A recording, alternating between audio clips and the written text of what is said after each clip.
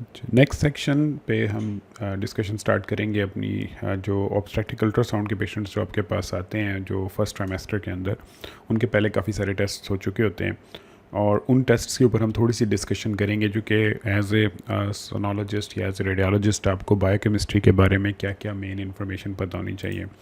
इसमें सबसे पहले तो आपके ये चीज़ क्लियर होनी चाहिए कि एक आपका टेस्ट होता है जो कि HCG होता है, जिसको ह्यूमन कोरियोनिक गोनाडोट्रोफिन कहते हैं, और दूसरा इसमें हमारे पास प्रोजेस्ट्रॉन। आपके दो ये मार्कर्स हैं जो कि हमारे लिए सबसे ज़्यादा इम्पॉर्टेंट हैं।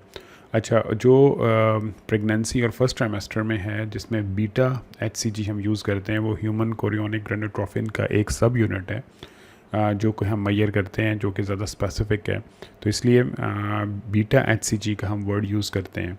उसके बाद एक बड़ी इंपॉर्टेंट चीज़ ये है कि जो ह्यूमन कोरियोनिक गोनाडोट्रोफिन है या बीटा HCG है, वो प्लेसेंटा से बनता है और प्लेसेंटा से बन के वो ब्लड स्ट्रीम के अंदर जाता है और वो यूरिन से एक्सक्रीट होता है। तो इसलिए जो प्रेगनेंसी के यूरिन टेस्ट होते हैं उसमें आप बेसिकली बीटा HCG को ही मैयर कर रहे होते हैं। और जो मॉडर्न प्रेगनेंसी टेस्ट हैं वो इतने सेंसिटिव हैं कि जो मिस्ड पीरियड से 3-4 दिन पहले ही वो मोनोक्लोनल एंटीबॉडीज़ की टेक्नोलॉजी उनके अंदर यूज़ हुई हुई है, तो उसकी वजह से वो इवन के मिस्ड पीरियड से पहले ही प्रेगनेंसी का बता देते हैं। और लेकिन ऑब्वियसली ये दो तरह के टेस्ट्स होते हैं जो बीटा HCG के होते हैं, एक क्वालिटेटिव होता है, क्वांटिटेटिव होता है। जो क्वालिटेटिव होता है वो सिर्फ यही बताएगा आपको कि जो है इसकी प्रेजेंस है या नहीं, और लेकिन जो क्वांटिटेटिव है वो इसकी अमाउंट बताएगा आपको मिली इंटरनेशनल यूनिट्स पर मिलीलीटर में, MIUs ओवर ml, ठीक है, और या फिर इंटरनेशनल यूनिट्स पर लीटर, जो कि आपको ये दोनों यूनिट्स एक ही में बताए जाते हैं। तो इसलिए एक तो ये कि प्लेसेंटा ने प्रोड्यूस करना है और उसके बाद इसमें ये जो इसकी मेजरमेंट है वो कितनी जल्दी आ जाती है, इवन के पीरियड मिस होने से भी 3-4 दिन पहले ही डिटेक्ट होना शुरू हो जाता है। और जो इवन के ये जो पॉजिटिव लेवल्स हैं मोर देन 10 MIU पर मिलीलीटर, तो वो 3.5 वीक्स गेस्टेशन एज यानी कि उस पे ही हमें डिटेक्ट होने शुरू हो जाते हैं ब्लड के अंदर। तो इसलिए इसकी बहुत ज़्यादा सेंसिटिविटी है कि ये बहुत अर्ली प्रेगनेंसी में आपको डिटेक्ट होने शुरू हो जाते हैं। और बीटा HCG लेवल जो है उनके बारे में ये चीज़ ज़रूरी है कि हर 48 आवर्स के बाद ये 60% राइज़ करते जाएंगे। तो इसका मतलब ये है कि जैसे जैसे प्रेगनेंसी प्रोग्रेस होगी तो हर 96 आवर्स के बाद ये ऑलमोस्ट डबल हो जाते हैं। और उसके बाद फिर ये है कि बीटा HCG जो है वो 8 to 11 वीक्स ऑफ प्रेगनेंसी तक बढ़ता है, उसके बाद फिर वो डिक्लाइन होता है और लेवल ऑफ हो जाता है। मतलब ये बेसिकली फर्स्ट ट्राइमेस्टर के लिए ही आपके लिए यूज़ की चीज़ है। उसके बाद जो आपकी बीटा HCG लेवल, कभी भी आपने ये नहीं देखना कि जी बीटा HCG लेवल ये है तो इसका मतलब है प्रेगनेंसी की ये एज होनी चाहिए। ये कंट्राइंडिकेटेड है कि बीटा HCG लेवल को आप डेट की प्रेगनेंसी की डेटिंग के लिए यूज़ करें। और दूसरा ये है कि जो serial single beta HCG level है वो भी इनएडिक्वेटली सेंसिटिव है। मतलब अगर आपने मॉनिटर करना है प्रेगनेंसी की प्रोग्रेशन को, या अगर एक्टोपिक की सस्पिशन है, तो एक लेवल से आपको कोई फाइंडिंग नहीं है, ये आपके सीरियल लेवल्स होंगे कि ये सीरियल मेजरमेंट्स इसके अंदर आपकी चलेंगी। और दूसरा इसमें एक और इम्पॉर्टेंट फाइंडिंग ये है कि जब TVS आप करते हैं, जिस तरह ये ट्रांसवेजाइनल अल्ट्रासाउंड का एक इमेज है, तो इसमें अगर 1000 से 1500 IU यानी कि यूनिट्स हैं इसके जो बीटा HCG के हैं, तो आपको बेसिकली वो इंट्रा यूट्राइन गेस्टेशनल सैक नज़र आ जाना चाहिए, ठीक है। तो इसका मतलब ये है कि अगर आपके बीटा HCG लेवल 1000 से 1500 से ऊपर हैं और आपको TVS पे भी जो है वो प्रेगनेंसी नज़र नहीं आई, तो इसका मतलब ये है कि ये most likely pregnancy of unknown location है, PUL जिसको कहते हैं, या एक्टोपिक हो सकती है, कहीं पे भी हो सकती है, लेकिन चूंकि इसकी लोकेशन नहीं है तो इसको आप PUL मार्क करेंगे। तो इसलिए जब आपके पास अगर पेशेंट आए और उसका क्वांटिटेटिव बीटा HCG हो चुका हो, तो regardless of the age of the pregnancy आपको वो प्रेगनेंसी नज़र आनी चाहिए इंट्रायूट्राइन। अगर आपको गेस्टेशनल सैक नज़र नहीं आ रहा तो आप उसको pregnancy of unknown location mark कर देंगे। अच्छा, उसके बाद फिर जो बीटा एचसीजी का बेसिक रोल है वो ये है कि ये रिलीज़ प्लेसेंटा करता है, लेकिन ये रिटेन किसको कराना चाहता है?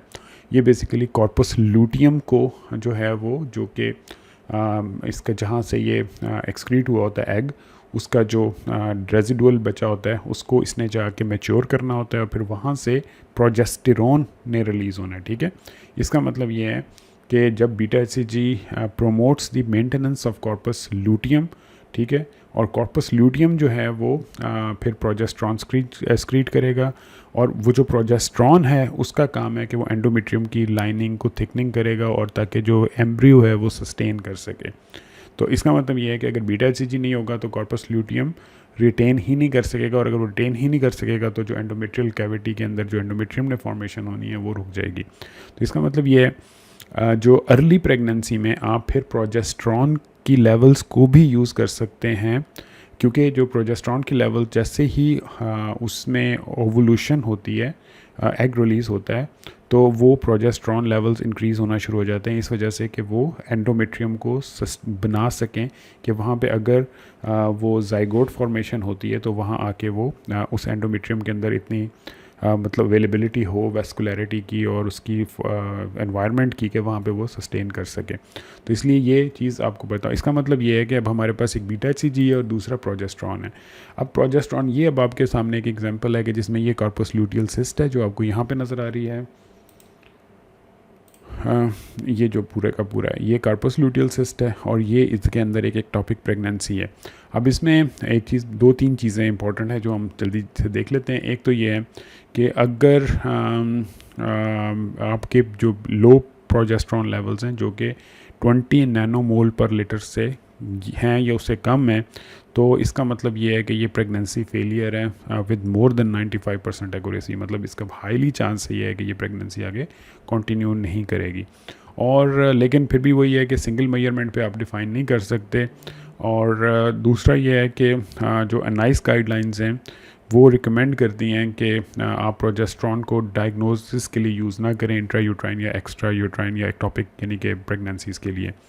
और उसके बाद दूसरी चीज़ ये है कि अगर लेवल 20 नैनोमोल पर लीटर से ज़्यादा हैं तो इसका मतलब ये है कि ये ऑनगोइंग प्रेगनेंसी अभी है इस पेशेंट के अंदर, मतलब वो प्रेगनेंसी ख़त्म नहीं हुई हुई।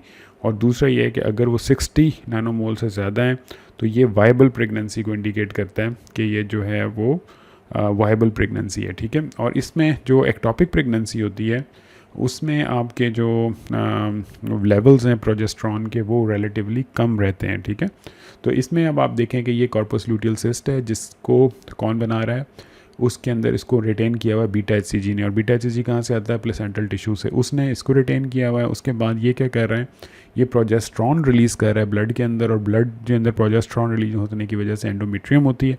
तो जो प्रोजेस्ट्रॉन है वो कॉर्पस ल्यूटियल सिस्ट के लेवल बताएगा आपको, और जो बीटा एचसीजी है वो प्लेसेंटल टिश्यू के आपको लेवल बता रहा है। तो इन दोनों को कंबाइन भी आप यूज़ कर सकते हैं किसी एक टॉपिक वगैरह के केस में जिसमें आपको कोई प्रॉब्लम हो। उसके बाद दूसरा ये है कि जब बीटा एचसीजी किस कई वजहों से बहुत ज़्यादा भी हो जाता है ऐसे एरियाज़ कि जिस तरह, और जो बीटा एचसीजी है इसके बारे में एक और चीज़ जो इम्पोर्टेंट है वो ये है कि ये वॉमिट इंड्यूसर है, यानी कि इसके साथ वॉमिटिंग काफ़ी ज़्यादा हो सकती है। तो इसलिए जो फर्स्ट ट्राइमेस्टर में फीमेल पेशेंट्स के साथ जो कंप्लेंट होती है नोज़िया और वॉमिटिंग की, उसकी वजह ये होती है कि उनका बीटा एचसीजी जो ब्लड में रिलीज़ हो रहा था वो उनको ये इंडिकेशंस दे रहा होता है। अच्छा, उसमें एक चीज़ ये होती है कि फिर बीटा एचसीजी लेवल जो है वो इंक्रीज़ भी हो सकते हैं। और जिस तरह आप इस पेशेंट में देखें कि ये गेस्टेशनल सैक है, लेकिन इसमें आपको फीटस की बजाय जो है एक हाइपरिकोइक सा सॉलिड मैस नज़र आ रहा है जो मोस्ट लाइकली पार्शियल मोल, कंप्लीट मोल या मोलर प्रेगनेंसीज को इंडिकेट करता है। तो ऐसी चीज़ों में जो है वो बीटा एचसीजी के लेवल्स बहुत ज़्यादा इंक्रीज़ कर जाते हैं। और जो इसमें जिस तरह इस पेशेंट के अंदर वो तकरीबन 2.25 लाख यानी कि 2,28,000 के राउंड थे, और जबकि इस टाइम पे नॉर्मली जो है वो 1,000 से 56,000 की रेंज में होते हैं। तो इसलिए ये मोलर प्रेगनेंसी के लिए भी आप बीटा एचसीजी लेवल्स को थोड़ा सा आइडिया दे सकते हैं आप। इसी तरह जब अगर ट्विन प्रेगनेंसी है तो ऑब्वियसली अगर ट्विन प्रेगनेंसी होगी तो क्या होगा कि उसके जो बीटा 2 प्लेसेंटा अगर बनेगा, स्पेशली अगर वो डाइकोरियोनिक प्रेगनेंसी है कि जिसमें डाईक्रॉनिक और डायमनियोटिक प्रेगनेंसी है, तो उसके अंदर फिर जो बीटा एच लेवल्स हैं वो इंक्रीज़ ज़्यादा करते हैं, क्योंकि अब जो है वो 1 प्लेसेंटा के बजाय 2 प्लेसेंटा जो है वो बीटा एच बना रहे होते हैं। तो इसकी भी आपको थोड़ी सी इन्फॉर्मेशन होनी चाहिए। जिस तरह इसमें 2 एमनियन है और दरमियान में थिक सेप्टम है, तो ये इंडिकेट कर रही है कि ये डाई एमनियोटिक और डाईकोरियोनिक होगी, कि इसके 2 प्लेसेंटा सेपरेटली जो है वो इनको सप्लाई कर रहे होंगे। इसी तरह फिर अब एक और जो चीज़ इंपॉर्टेंट है वो ये है कि हम इसी टाइम में बाकी जो मार्कर्स हैं वो हम यूज़ करते हैं अगर हम न्यूक्लियर ट्रांसलूसेंसी स्कैन करते हैं। न्यूक्लियर ट्रांसलूसेंसी स्कैन जो है वो आपके जो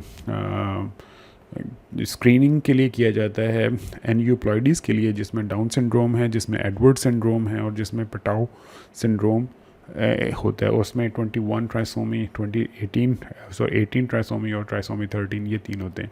इसमें जो कंबाइंड टेस्ट होता है उसमें आपके पास 2 चीज़ें जो बड़ी इंपॉर्टेंट होती हैं। उसमें ये होता है कि एक फ्री बीटा एचसीजी के लेवल्स आप लेते हैं, और एक आप pregnancy associated plasma protein A या पैप ए PAPP-A लेते हैं, ठीक है। और इनके जो लेवल्स आपस में हैं वो कंबाइन करते हैं हम बाकी सारी इन्फॉर्मेशन के साथ। और इम्पॉर्टेंट चीज़ ये है कि जब आपने न्यूक्लियर ट्रांसलूसेंसी का स्कैन करना है, जिस तरह इस पेशेंट के अंदर न्यूक्लियर ट्रांसलूसेंसी हुई हुई है, तो आप सबसे पहले ये करते हैं। उसके बाद अगर इसकी वैल्यू आपको नॉर्मल से ज़्यादा मिलती है तो उसमें फिर आप उसकी इन्फॉर्मेशन को यूज़ करते हुए ये 2 टेस्ट बायोकेमिस्ट्री के करवाएंगे। और ये जो न्यूक्लियर ट्रांसलूसेंसी स्कैन है ये आपका 45 मिलीमीटर से 84 मिलीमीटर के दरमियान जब CRL होती है आप सिर्फ उस वक्त करते हैं, ठीक है।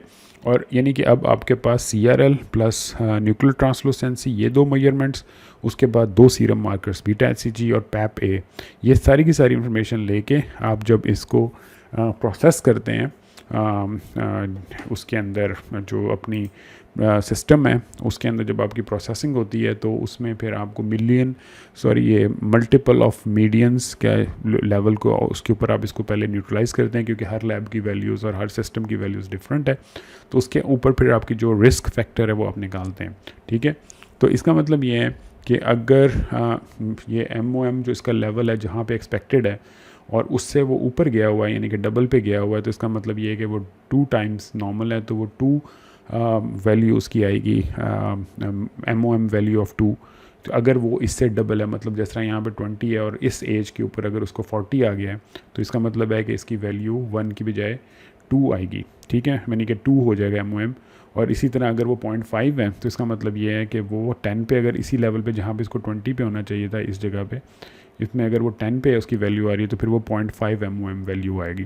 ये जस्ट आप लोगों के लिए इसलिए है कि इसकी वैल्यूज़ जब भी आपको बताई जाएंगी बीटा एचसीजी और पैप ए की, ये MOMs में बताई जाएंगी। और MOMs के 2 का मतलब ये है कि नॉर्मल से डबल, और 0.5 का मतलब ये है कि नॉर्मल से हाफ। तो इस तरीके से आप इसकी एग्जैक्ट IUM की वैल्यूज़ नहीं बताई जाती, ठीक है। अच्छा, ये आपको बेसिक कॉन्सेप्ट होना चाहिए MUM का MOM का। उसके बाद फिर आपने जो अगर MOM लेवल 1 है बीटा एचसीजी और पैप ए का, यानी कि दोनों के लेवल्स वहीं पे हैं जहाँ होने चाहिए, तो जो है ये फीटस डाउन सिंड्रोम के बगैर है, चाहे इसकी न्यूक्लियर ट्रांसलूसेंसी कुछ भी है। और अगर बीटा एचसीजी हाई है, ठीक है, और लोअर है पैप ए, यानी कि PAPA जो है वो कम है, तो फिर इसका मतलब ये है कि इसमें डाउन सिंड्रोम का वैल्यू बढ़ जाती है, इसकी ज़्यादा चांसेस हैं, ठीक है। तो इसलिए एक तो आपको ये इन्फॉर्मेशन होनी चाहिए, इसी तरह ये है। और उसके अलावा जब आप ये पूरा कंबाइन यानी कि लाइक्लीहुड रेशो निकालते हैं आप उस पेशेंट के लिए, तो उसमें आपका maternal age, maternal weight, ethnicity, smoking और IVF, ये सारी की सारी जो हैं वो वैल्यूज़ इंपॉर्टेंट होती हैं। और प्लस ये कि अगर ये मल्टीपल प्रेगनेंसी हैं तो फिर भी आपको उसके साथ जो है इसको न्यूट्रलाइज़ करना पड़ता है। तो इसको थोड़ा सा आपको आइडिया देने के लिए कि ये किस तरह एंटी की वैल्यू किस तरह काउंट होती है, कि आप सिर्फ एंटी की वैल्यू देते हैं, उसके बाद फिर इसके अंदर लाइक्लीहुड रेशो निकलती है जो कि डिफरेंट टेबल्स हैं, वो अगर आप नेट पे देखेंगे आपको आइडिया हो जाएगा कि उनको किस तरह आपने मल्टीप्लाई करके एक वैल्यू निकालनी है। इस पेशेंट के अंदर सपोज करें कि ये जो था ना, इसमें डाउन सिंड्रोम की जो चांसेस थे वो 1 to 12 थे, यानी कि इसकी न्यूक्लियर ट्रांसलूसेंसी ज़्यादा थी, इसकी वैल्यूज़ ज़्यादा डिफरेंट थी, तो इस वजह से इसके अंदर आपको जो है ये देखना पड़ना है, यानी इस तरह ये कैलकुलेट होती हैं, ठीक है। अच्छा जी, उसके बाद फिर नेक्स्ट आपका जो था वही ये सारी की सारी वैल्यूज़ हैं, और ये इसका एक ट्रांसअब्डोमिनल स्कैन है एक पेशेंट का, और ये जो है अब प्रॉब्लम इसका क्या है कि ये 16 वीक्स का है फीटस। अब 16 वीक्स फीटस के अंदर आप जो है क्या नहीं कर सकते, न्यूक्लियर ट्रांसलूसेंसी को मेजर नहीं कर सकते। तो इसलिए ये बहुत इंपॉर्टेंट है कि वो 13 वीक्स 11 वीक्स 6 डेज से जो है 13 वीक्स के अराउंड 4 डेज़ तक वही जो वैल्यूज़ आपको पहले बताई हैं CRL की उस रेंज के अंदर फॉल करेगा तो आप उसके बाद न्यूट्रल ट्रांसलूसेंसी और क्वाड्रपल टेस्ट कर सकते हैं। तो इसमें आपको जो है वो इसकी लेकिन प्रॉपर इसकी वैल्यूएशन पॉसिबल नहीं होगी। अच्छा, इसमें एक चीज़ और जो इम्पोर्टेंट है वो ये है कि जो सेकेंड ट्राइमेस्टर होता है इसमें जो आपकी AFP है यानी कि उसकी और EU3 जो एक एस्ट्रोजन डेरिवेटिव है वो इंक्रीज़ करता है, HCG डिक्रीज़ करता है क्योंकि ऑब्वियसली HCG का काम ख़त्म हो रहा होता है, और इनहिबिन A एक वो है वो अब डिक्रीज़ करता है। ये उस सूरत में है कि अगर हम सेकेंड ट्राइमेस्टर में जाके जो है ना एवेल्यूएशन करना चाह रहे हैं फीटस की, तो इसका मतलब, लेकिन प्रॉब्लम ये होता है कि इसके जो डाउन सिंड्रोम के अंदर AFP और जो एस्ट्रोजन जो इंक्रीज़ करना चाहिए इसके अंदर वो लो हो जाता है और वो उतना इंक्रीज़ नहीं करता, जबकि उसके अगेंस्ट जो बीटा HCG और इनहिबिन A है वो इंक्रीज़ कर जाते हैं। ठीक है, तो ये आपने जो उधर यानी कि डिक्रीज़ होने चाहिए वो यहाँ पे इंक्रीज़ होते हैं, और जो ये दोनों इंक्रीज़ होने चाहिए डिक्रीज़ होते हैं। तो अगर आप सेकेंड ट्राइमेस्टर के अंदर स्टकअप हैं तो फर्स्ट ट्राइमेस्टर में तो मैंने आपको बता दिया, सेकेंड ट्राइमेस्टर में आपको इन केमिकल्स को यानी कि इन सीरम मार्कर्स को यूज़ करके करना पड़ना है। ठीक है, और ये मार्कर्स आपके एडवर्ड और दूसरे पिटाओ सिंड्रोम में भी यूज़ हो सकते हैं। ठीक है, और इनहिबिन A के एक और जो रोल है वो ये है कि प्री एक्लेम्पशिया और ग्रोथ रिस्ट्रिक्शन वाले पेशेंट्स के अंदर भी ये एक थोड़ा सा आपको हेल्प आउट कर देता है। इसके बाद ये कुछ आखिरी इमेजेस हैं जो कि आपको अगर अल्फ़ा फीटोप्रोटीन रेज्ड हैं तो न्यूरल ट्यूब डिफेक्ट्स जो हैं वो भी इसमें बहुत ज़्यादा लाइकली हो सकते हैं इस पेशेंट के अंदर। ठीक है, और ये नॉर्मल स्पाइन एक है पेशेंट की फीटस की जिसमें आपको पूरी की पूरी स्पाइन नज़र आ रही है और इसके पोस्टीरियर एलिमेंट्स वगैरह आपको सारी चीज़ें ठीक नज़र आ रही हैं। लेकिन अब इसमें अगर आप देखें तो यहाँ पे आके आपको एक सिस्टिक एरिया नज़र आ रहा है पेशेंट के अंदर जो कि इसकी स्पाइना बाइफिडे को इंडिकेट कर रहा है, और साथ ये जो सिस्ट है ये मेनिंगोसील की सिस्ट बनी हुई है। तो इसमें भी ज़ाहिर बात है पेशेंट है, इसमें रेज्ड अल्फा फीटोप्रोटीन होंगे। उसके बाद ये एक और मेनिंगोमाइलोसील का पेशेंट है, और इसमें जो है स्पाइना बाइफिडा का डिफेक्ट है, यहाँ से पोस्टीरियरली ये एक्सटेंड कर रहे हैं, और उसमें यानी कि इसमें ये सिस्ट वही जो है मेनिंगोमाइलोसील की सिस्ट है। अच्छा, और एक चीज़ ये याद रखनी है कि जितने भी केसेस होते हैं एनेंसेफली के या ओपन स्पाइना बाइफिडा के, ये अल्ट्रासाउंड पे बड़े आराम से डिटेक्ट हो सकते हैं अगर आप अपने प्रोटोकॉल को फॉलो करें। अभी एक और पेशेंट है जिसमें जो है रेज्ड अल्फा फीटोप्रोटीन थे, और इसके अंदर प्रॉब्लम क्या थी कि इसके अंदर एक्सेंसेफली है कि क्रेनियम जो है यानी कि जो बोन इसके ऊपर होनी चाहिए वो सारी की सारी एब्सेंट है। लेकिन अब इसमें आपको ये आइज़ हैं, इसके ऊपर ब्रेन टिश्यूज़ नज़र आ रहा है, ये जो पड़ा हुआ है रेड से हमने इंडिकेट किया हुआ है, लेकिन इसके ऊपर जो इस तरह की हाइपरडेंस बोन होनी चाहिए वो बोन नज़र नहीं आ रही है आपको। और ये पेशेंट है वो जिसके अंदर आपका